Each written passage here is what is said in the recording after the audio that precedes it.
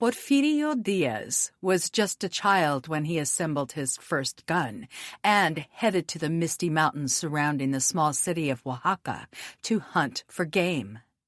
His family was hungry.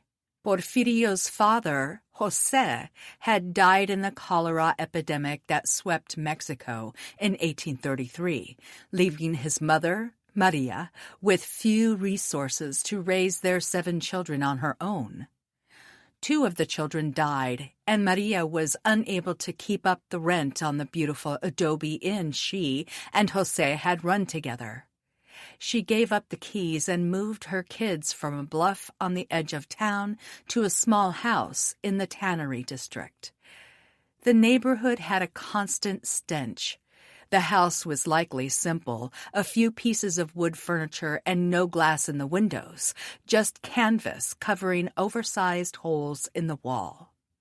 Maria barely made ends meet.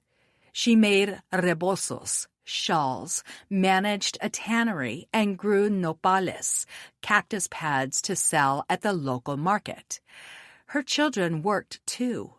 They sat with her at the kitchen table adorning rebozos and picked up odd jobs in town, tutoring, carpentry, and so on.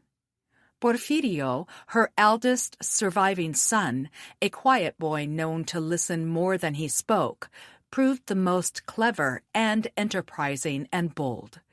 He learned how to cobble shoes, which he gave to family and sold to friends, and figured out how to assemble functioning guns from parts he found scattered and sold about town, detritus of the country's prior wars. With these guns, he hunted for his family's meals. By the time Porfirio Diaz was born on September 15, 1830, Mexico had been at war for decades and would be at war for decades more. The Mexican War of Independence, 1810-21, a mass insurgency by Mexico's indigenous, black, and mixed-race majority, had ended the Spanish colonial era.